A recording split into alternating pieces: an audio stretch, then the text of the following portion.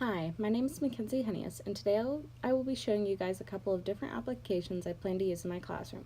By using these applications, we will be covering the 4 C's of technology: creativity, collaboration, communication, critical thinking, and how they can be used in 21st century teaching.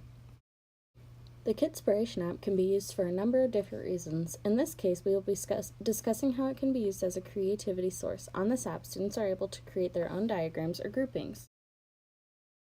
Here, you can see an example of a grouping I created of different types of animals. I could assign any sort of organizing or sorting activity, and the students would be able to access this app in order to sort out the objects provided for them. There are also activities that are already available for the 4 core subjects: math, science, reading, and social studies, that have been created by teachers and are accessible by anyone. These would be useful in the case of having an emergency substitute or for students who complete their original assignments early. The application is still fun for the students because the students can manipulate the objects in order to connect them or sort them. Here's an example of a social studies activity where students have to match state capitals to their states.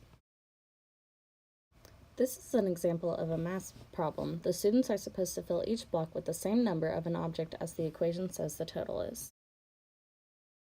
Google Docs is a great application for both collaborating and communicating. It is great for collaboration because all of the students can work on the same assignment at one time. Anyone the file is shared with can edit it or add comments to it. It also allows the teacher to see what work each student has done because it tracks who has edited the document, what edits they have made, and when it was edited by each person.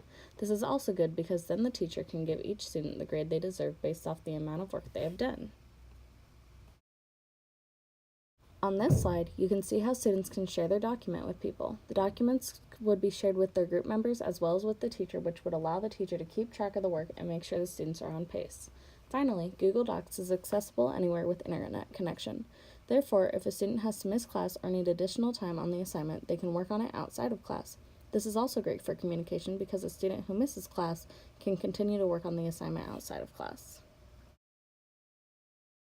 The final C is critical thinking, and for that we're going to talk about the Notes app that is available on iPads. In the Notes app, any notes can be shared with others. This would allow a teacher to compile a list of resources for her students to view and answer questions about. This also works similarly to a discussion board in that each student can add their own questions and other students or the teacher can reply to those questions. Students could also add their own resources to the document in order to allow others to expand their knowledge even more. This is what I would call a living document, in that it can continuously be added onto at any time and is always available to look back on.